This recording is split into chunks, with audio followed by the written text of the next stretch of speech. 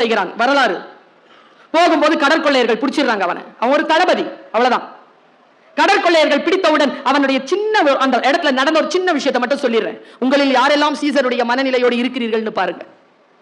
அவ்வளவுதான், லைஃப் முடிஞ்சது. கடற்கொள்ளையர்களால் பிடிக்கப்படும். பிடிச்சி இழுத்துட்டு போறாங்க, கூட 18 பேர். அவன் சொல்றான் இவர் தளபதின்னு.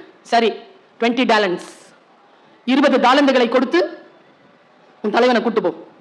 சார் 12 நாள் ஆகும் போறதுக்கு. போயிட்டு வா, உயிரோடு வச்சிருக்கோம். 12 நாள் முடிஞ்சிருச்சுன்னா போறதுக்கு 12, வரதுக்கு 12, 24 நாள் முடிஞ்சிருச்சுன்னா கொலை பண்ணிடுவோம். அப்ப சிரிச்சுக்கிட்டே சொன்னா சீசர், யோ பிடிச்சிட்ட, என்ன 20 டாலண்டுங்கிற, ஒரு 50ஆவது கேளுடா டே, 20 கேட்கிற, சரி 50. போனாங்க. அவன் வரலாற்று ஆசிரியர்கள் எழுதுகிறார்கள், அவர்கள் திரும்பி வருகின்ற வரைக்கும் அவன் அந்த கப்பலிலே ஒரு அடிமை போலவே இல்லை, ஒரு அதிகாரியாகவே வாழ்ந்தான்.